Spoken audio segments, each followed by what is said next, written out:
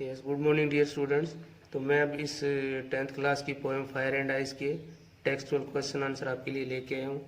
So first question, there are many idea about how the world will end. संसार का अंत कैसे होगा इसके विषय में बहुत सारे विचार हैं। देयर आर मैनी आइडिया मतलब इसके बारे में बहुत सारे विचार हैं। Do you think the world will and someday. क्या तुम सोचते हो कि संसार का अंत कुछ दिनों में हो जाएगा। Have you ever thought what would happen if the sun got so hot that it burst or grew colder and colder. आपके विचार में क्या किसी संसार का अंत हो आपके विचार में क्या किसी संसार का अंत हो जाएगा। क्या आपने सोचा है कि यदि सूर्य इतना गर्म हो जाए कि इससे विस्फोट हो जाए, या यह इतना अधिक ठंडा हो जाए कि बिल्कुल ही मतलब सारा कुछ जम जाए। तो इसी क्वेश्चन के बारे में अब answer, I think the world will and someday.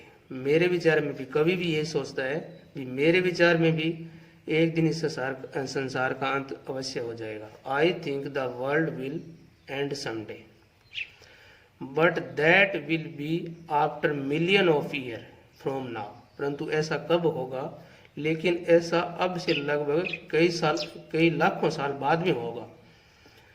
If the sun got hot, अगर सूर्य जो है सन जो है अत्यधिक गर्म हो जाए, इट वुड बर्न एवरीथिंग, तो ये हर एक चीज को, इस पृथ्वी पर जो भी चीज है हर एक चीज को जला देगा।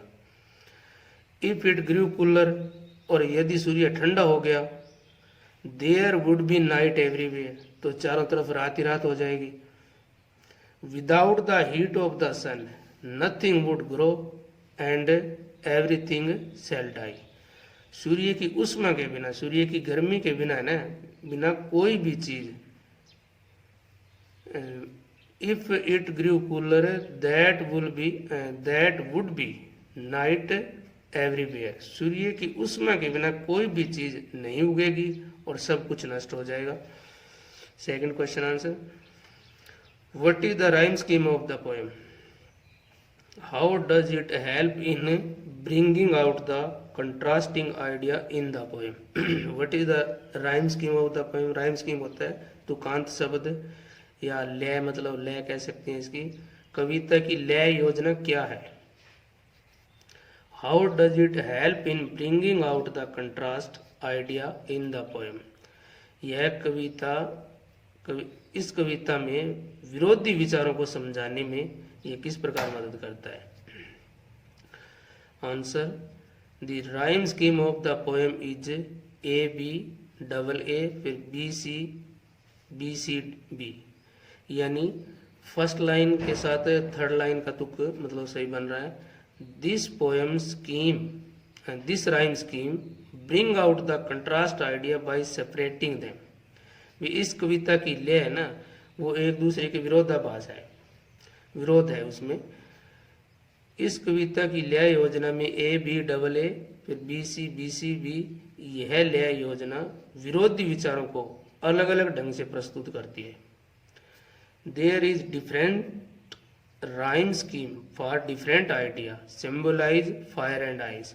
There is different rhyme scheme भी हर लाइन के लिए अलग अलग राइम स्कीम है। फायर के लिए अलग है और आइस के लिए अलग है। So thanks.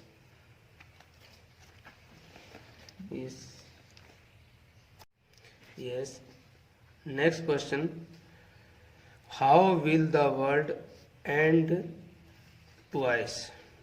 संसार का अंत दो बार कैसे होगा। Answer, the poet says that both fire and ice are destructive. The poet says that both fire and ice are destructive होता है विनाशकारी, विध्वंसक। कवि कहता है कि आग और बर्फ दोनों ही बहुत ही विध्वंसक कारक है। Here fire stand for the heat of desire and ice stand for hatred. Here mean यहाँ fire आग stand mean प्रस्तुत की गई है for the heat of desire, यहाँ पर अग्नि का अर्थ इच्छाइयों की आग से है, इच्छा की आग से है, व्यक्ति की इच्छा की आग से है। And ice stand for hatred, और बर्फ का अर्थ है घृणा से संबंधित है।